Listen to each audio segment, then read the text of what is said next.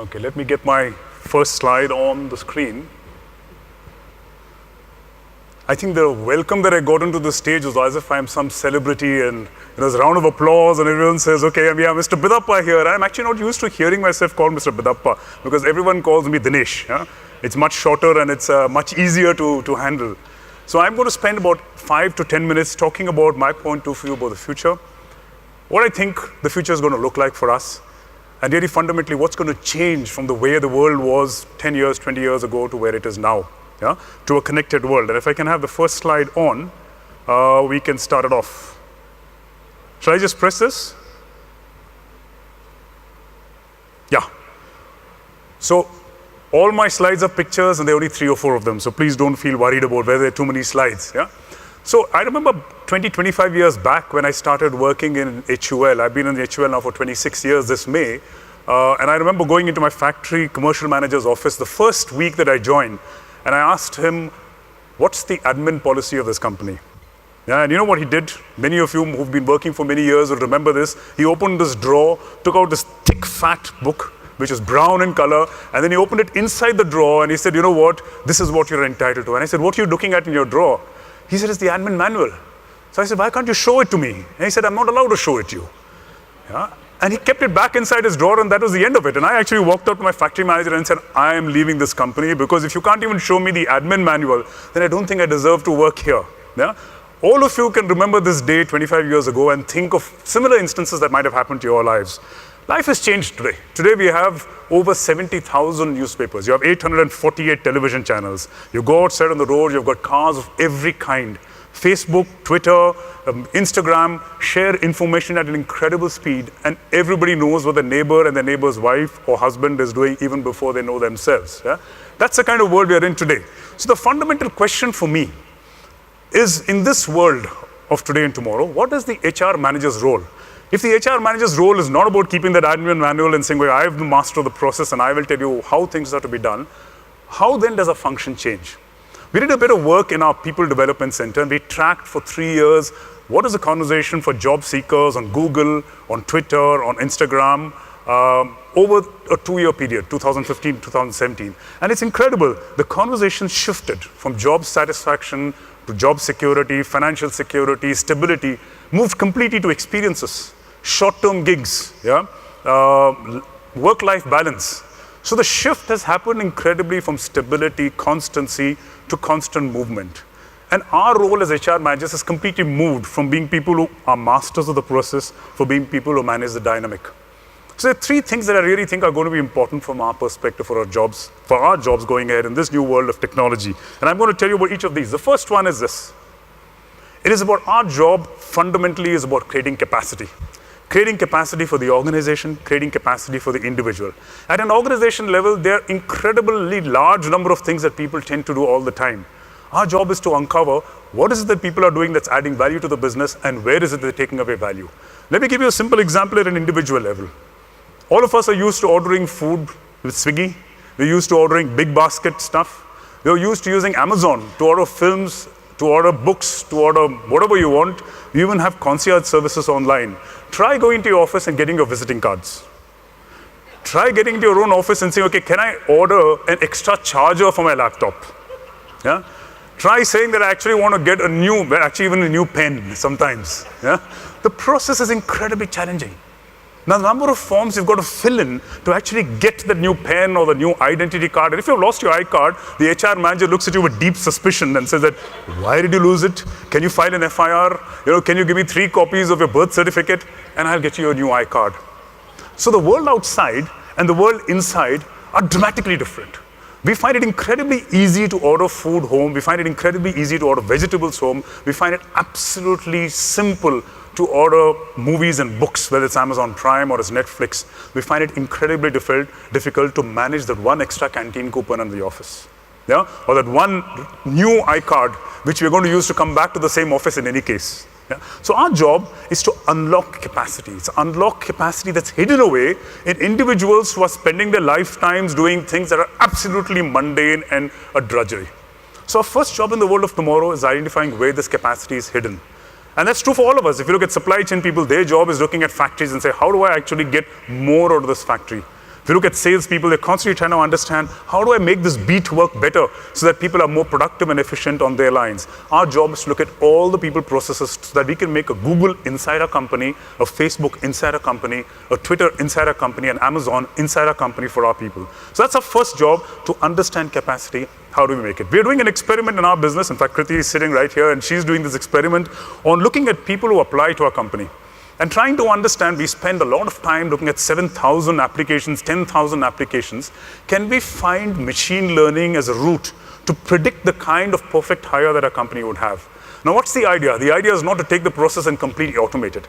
The idea is to predict who are the people we are likely to take into our business, and then release and investment that time back into spending more time in the interviews or in the group discussions or in actually selecting people. So the idea is not to save time. The idea is to make productive use of time. We've done this experiment in the last 3 years and found that actually, in most cases, across most functions, across most campuses, our ability to predict the kind of person we're going to hire is 80% plus. It's in fact 83%. Yeah? So there's a high possibility for us to be able to predict that all these 10,000, 12,000 applications, we can machine automate the process to actually get the screening done. And that time can be invested in spending time connecting with people. So our first idea is, look at how you create capacity in your people, because our people are actually dying by doing things that don't take their lives forward. The second one is, how do we customize? How do we create for our people an experience that's mass customized?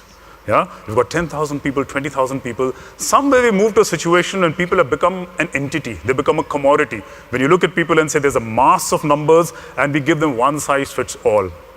We did another experiment in our business to see how do we listen to what's happening on social media.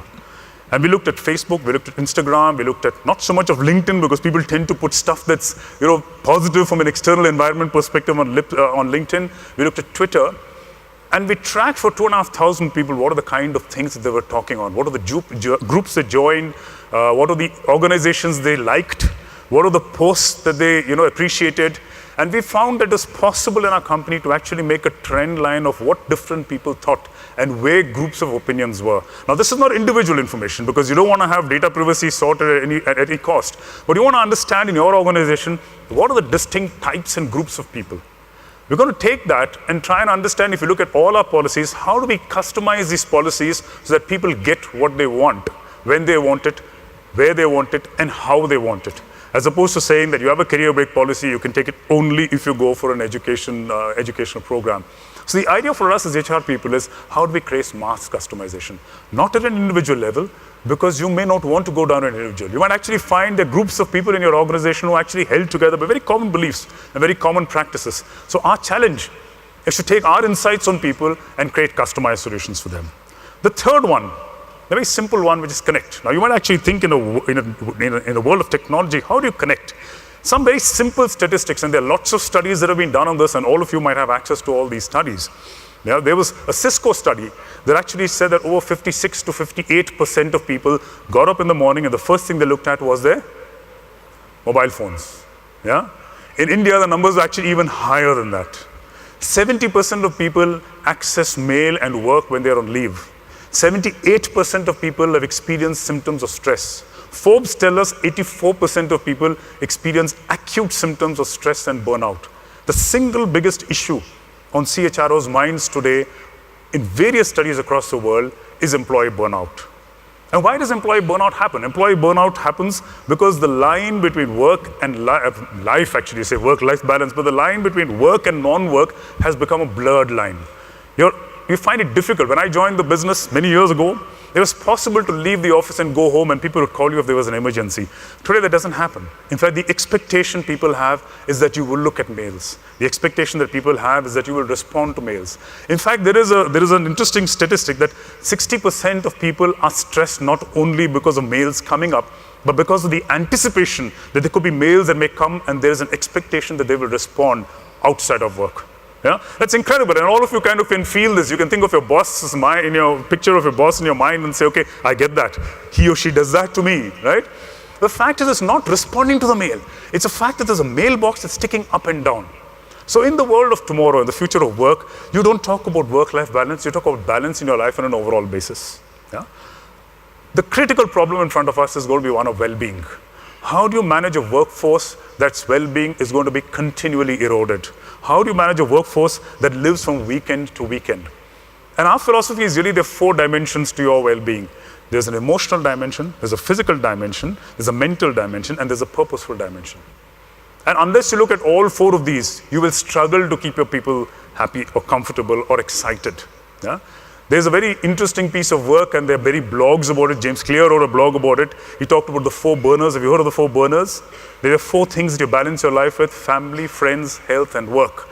And the logic that he uses is very simple, that at any given point of time, one of them is going to be off sync. And if you actually want to go and achieve really heights in terms of your success, in terms of your career, you'll have to compromise on at least 1, if not 2 of them. So the construct of optimization is intended to be one where you sub-optimize. So you optimize on all the 4 of these and you don't get the success that you want. So his postulation was, if you ever want to achieve success, you've got to give up 1 of these or 2 of these.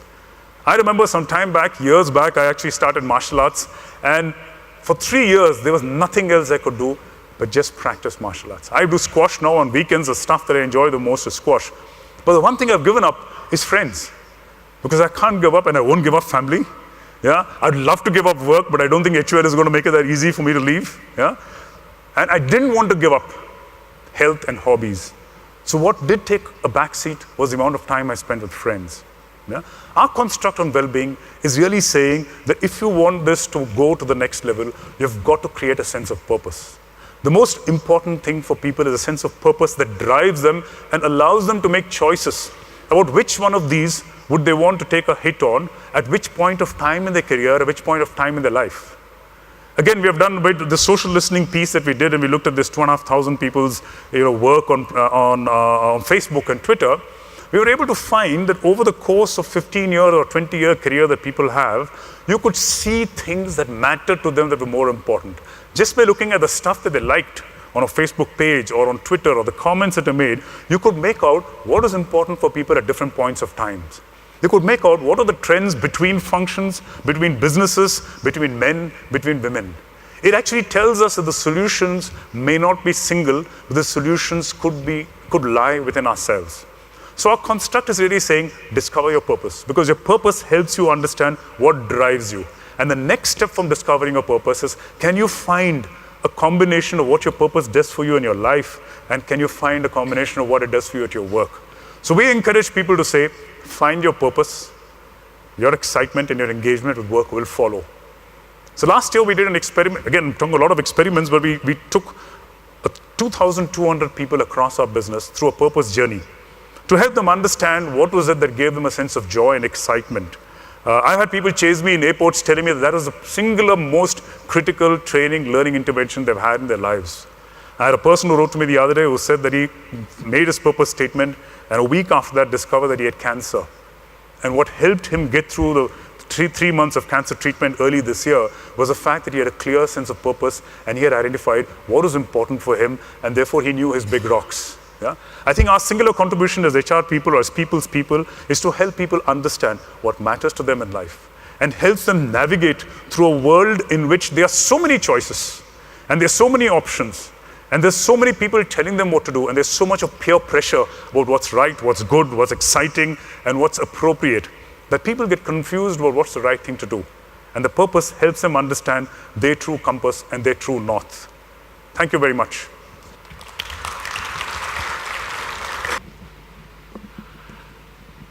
So the new digital age is upon us.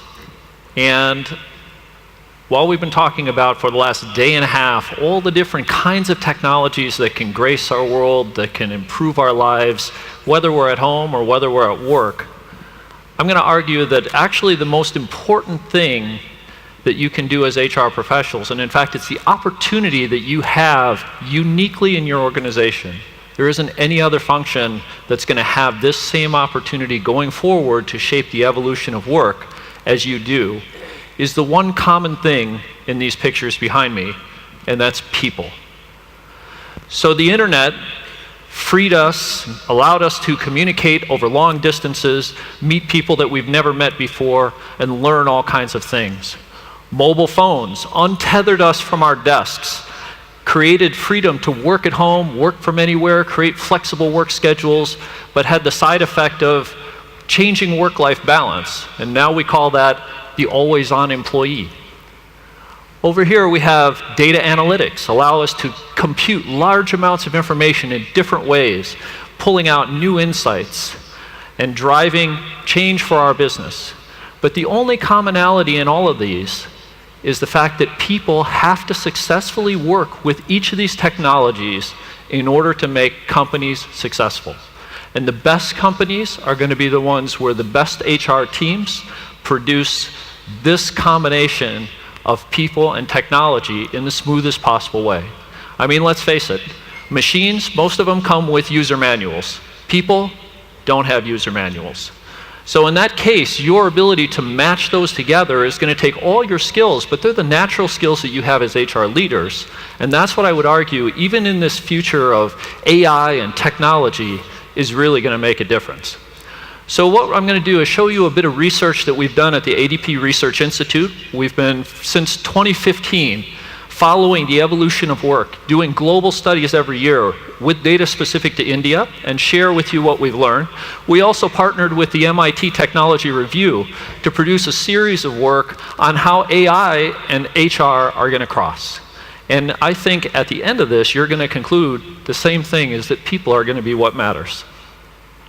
So we take a look, and where did this whole digital world start out, the new digital workplace? Well, actually, McKinsey started this out in 2015, more or less defined it. And they did it around manufacturing, where it was driven by new sets of data and robotics, the ability to kind of analyze, drive in machine learning, human robotics, and other types of forms, 3D printing. And all of those changed the manufacturing industry. But it wasn't just manufacturing, right? Most of the people that do services face the same thing. I can go to McDonald's in Singapore now and order completely off a robotic screen and customize my burger to have it come out exactly how I want it. I can shop online and have my avatar be measured to be sure that my waist size, if I'd had a little bit too much to eat, that my suit coat will fit properly. So we're bringing these things all to the fore across all types of technology, but to improve a human world. So will this HR, how will HR fit into the business, and will this continue? It definitely will. This is the information that we get from the MIT result, and really looks at what degree will AI and robotics have on driving business growth. So from the business perspective, your organizations, you can see on a scale of 4 out of 5, companies feel it's going to help them improve their competitiveness. It's going to help their industries grow, and it's also going to help governments come up with more positive and proactive technology policies. The top industries that are going to deploy this, we saw, were technology and communications, manufacturing and retailing, all huge employers here in India. So it kind of raises the big question in terms of where is technology going to go in this country, and how will HR be able to drive it? And so what we did was we partnered with MIT for a second round, and we said, let's do a deep dive on 4 different countries, India being one of them. And some of the information that they came up with, doing a set of interviews of executives around India, was in comparison to maybe some of the other countries, Singapore or China, India started a little bit late in the AI race.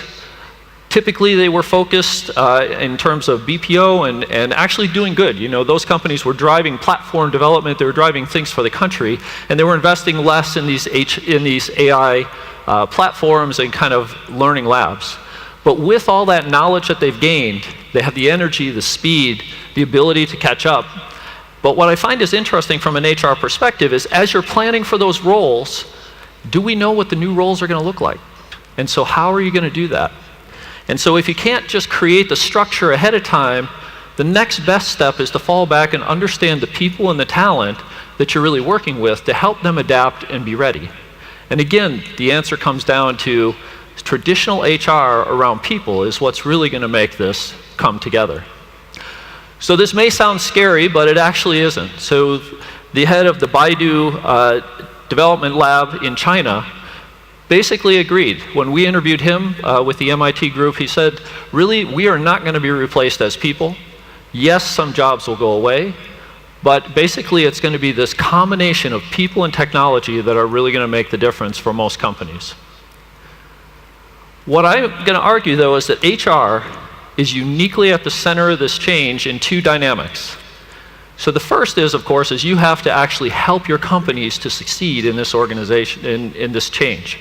Manage the change, bring in new technologies, upskill, change jobs, create new teams, flexible work teams that we all work in much flatter organizations, global companies, sourcing talent across the world, all kinds of challenges that you have. And yet you still have all the original challenges of understanding the human needs of employees. The ones that don't come with user manuals. The ones that needs to still be kind of put together and have certain needs and expectations when they come into the office. Those pieces haven't changed.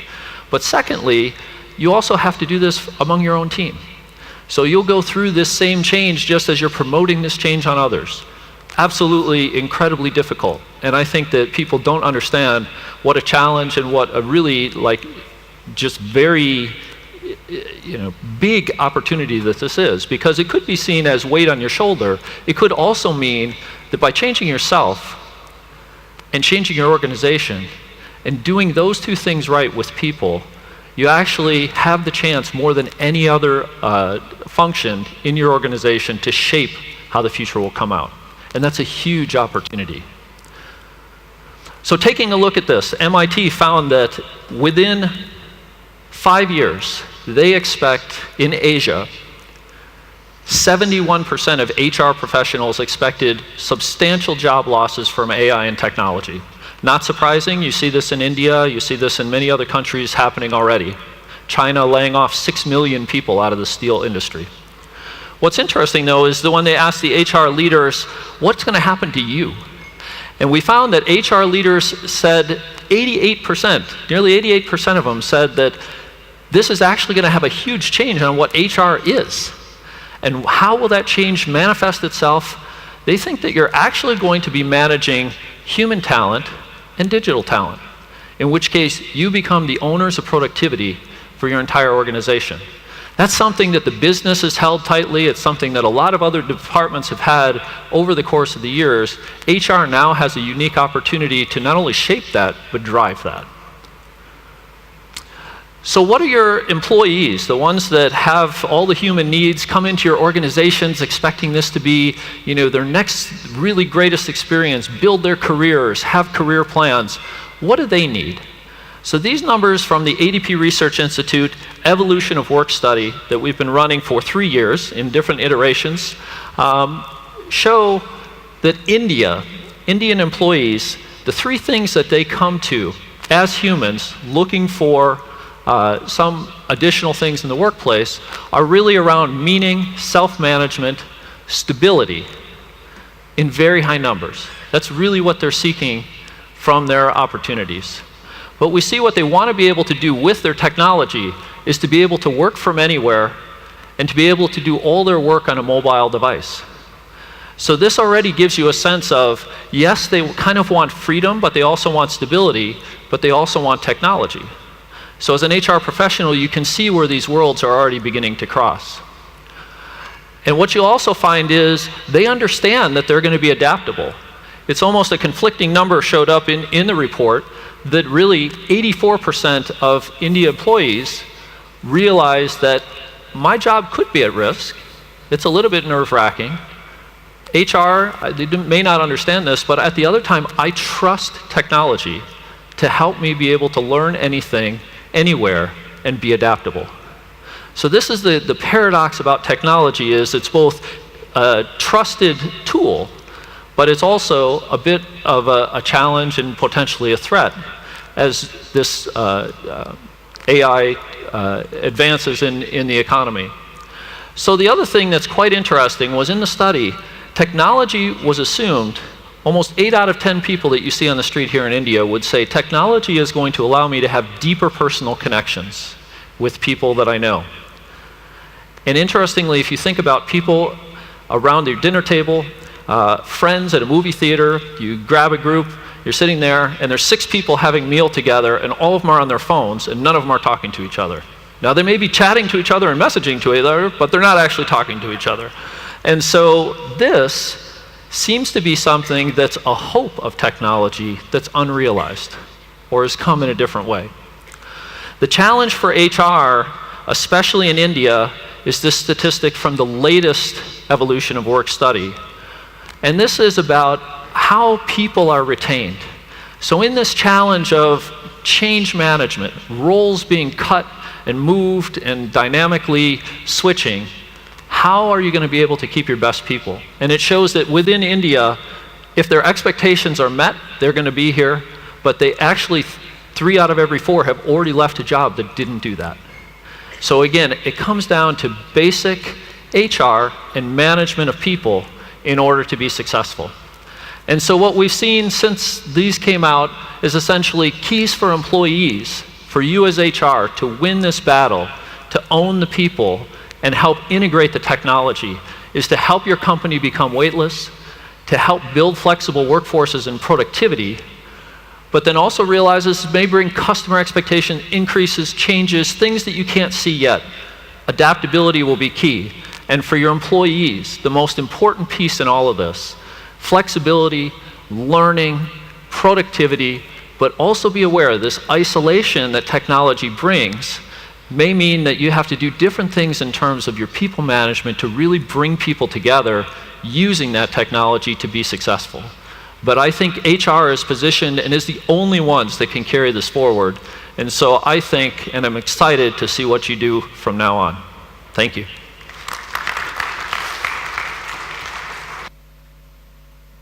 So the topic that I am going to speak about is world of robotics and how robots are going to change our world.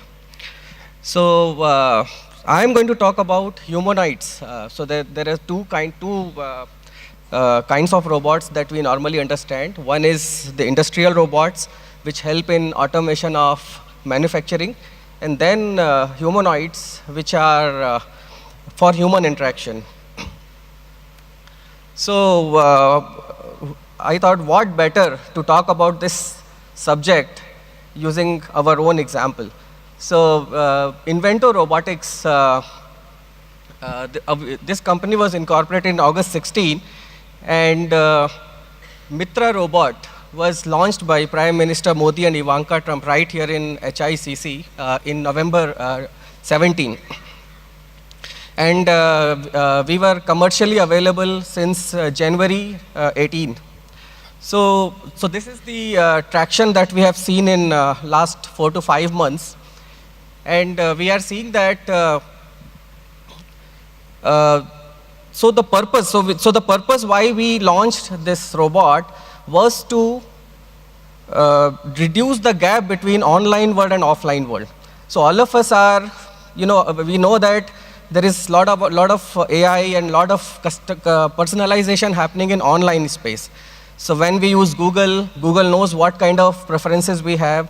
When we use Amazon, Amazon knows us what kind of interaction we are having, what kind of purchases we are doing, and Amazon is able to recommend us based on what kind of history we have had, what kind of transactions we have had with Amazon. But this is not available in offline world.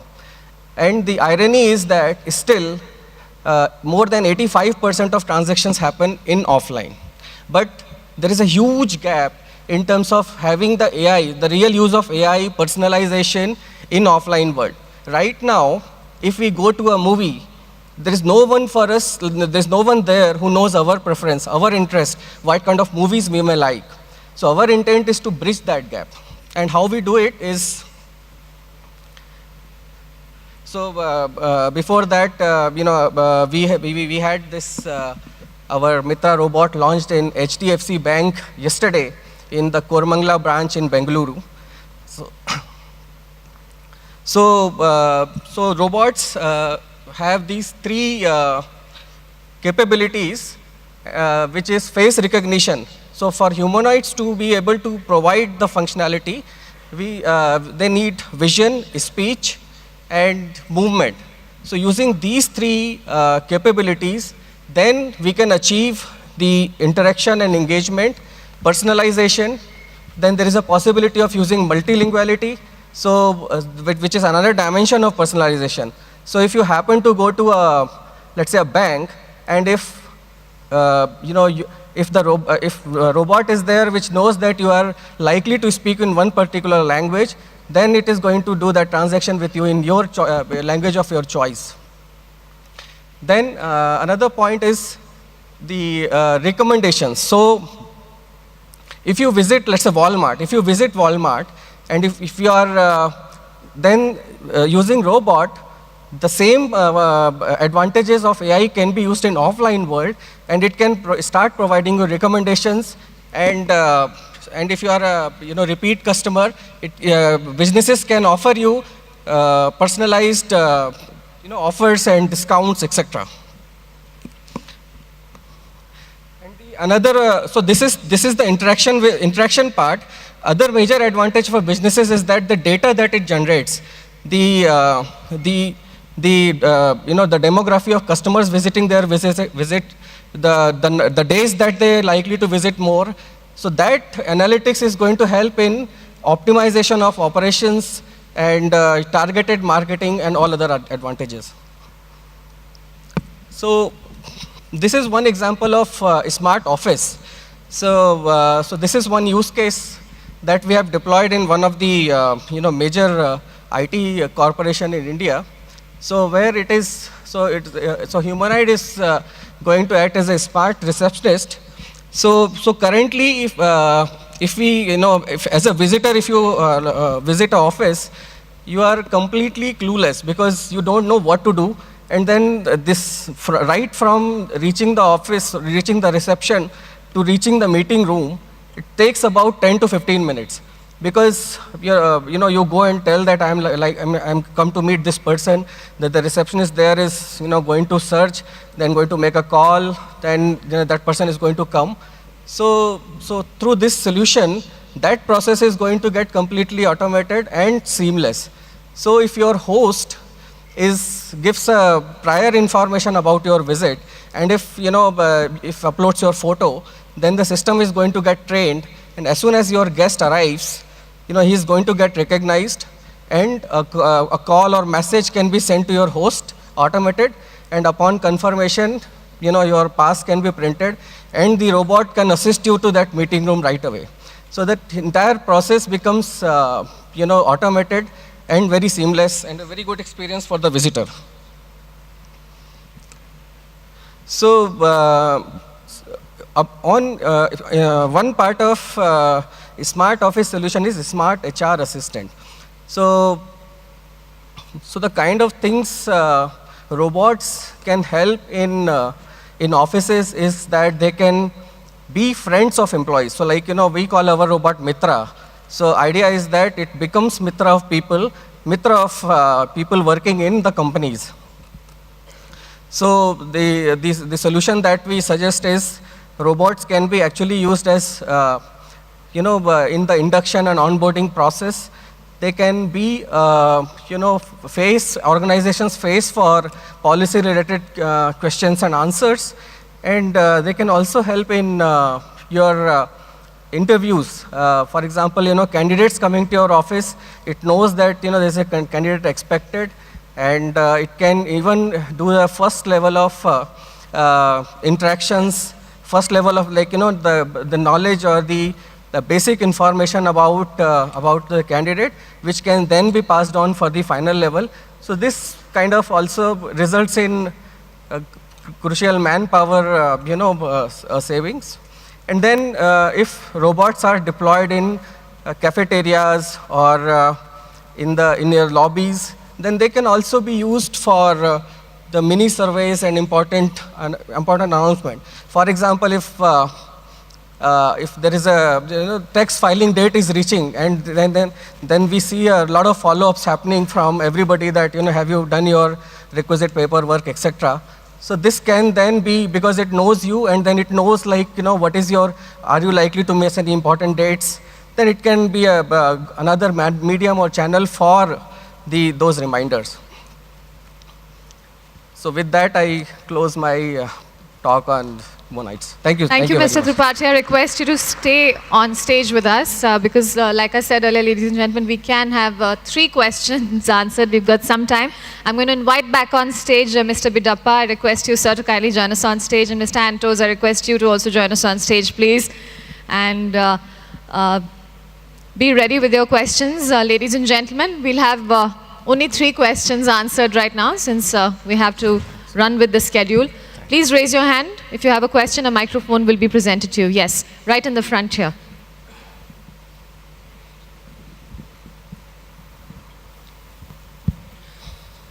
When we have robots in office, because that's very exciting.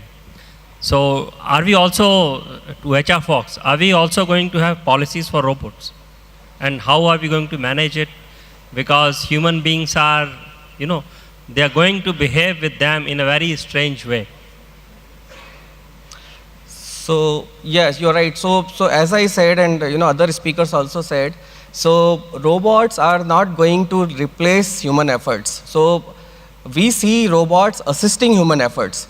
So if there are gaps, robots are likely to fill those gaps. And of course, having robots in not only in the workplace, in fact, having in the in the malls, in the cinemas, there are concerns related to security, safety, and privacy. So all those concerns have to be addressed. And I'm sure any technology evolution, requires certain guidelines which needs to be implemented. So those will have to be done. Would you like to respond to that? Mr. Bidappa, would you want to respond to that? Okay. All right, any other questions, ladies and gentlemen? Yes, we can really use this opportunity, ladies and gentlemen, to ask some questions. Yes, yes, ma'am, over there.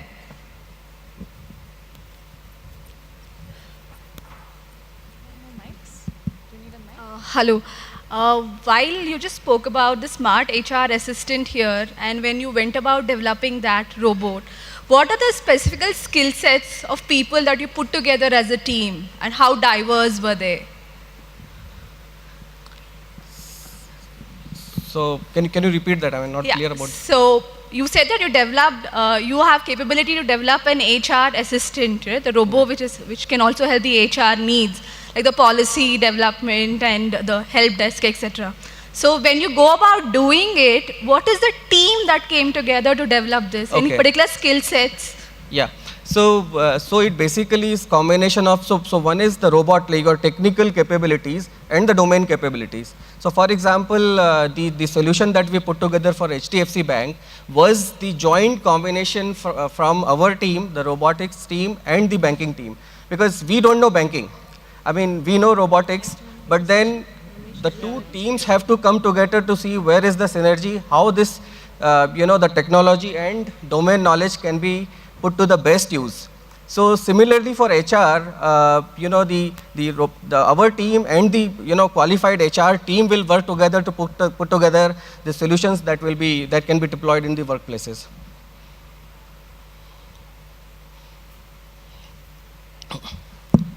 Last question now. Amit, what is the vision? Next 5 years, where do you see Mitra? So I mean, we would like to see Mitra in, helping you out when you go for movies, when you go for, banking transactions, even in your office. So that's our vision, to help you out. Again, I want to share an interesting, so there was a talk about, robots taking, human jobs and all. So I agree to a certain extent for the industrial robots, but humanoid, it's a different this thing, and I'll give you one real example. So we had a doctor couple visiting us from US in last 10 days. So they were looking for robots to be put in the hospital chains that they were managing. So one interesting perspective that they gave was that uses of robots was not not that they want to show the world that we are using AI and all. It was a out of compulsion, and reason being, he told, in your country the median age in India is about 35 years. In his country, he said the median is about 55 years. And since this is about healthcare, and each passing day, people are aging. and we know that in developed countries, the population is actually degrowing. So which means, as years pass by, there are going to be more healthcare seekers and less healthcare providers. So usage of robots is kind of mandatory. So they are looking at using robots for the work which can be done by robots so that humans can be put to more complex work. So that was a very new perspective which I got. And I think it's not about people losing job or something. It's about assisting people in whatever they are doing, and hence we named our robot Mitra. Very much. Thank you very much, Mr. Tripathi. Thank you, Mr. Antos, and thank you very much, Mr. Bidappa.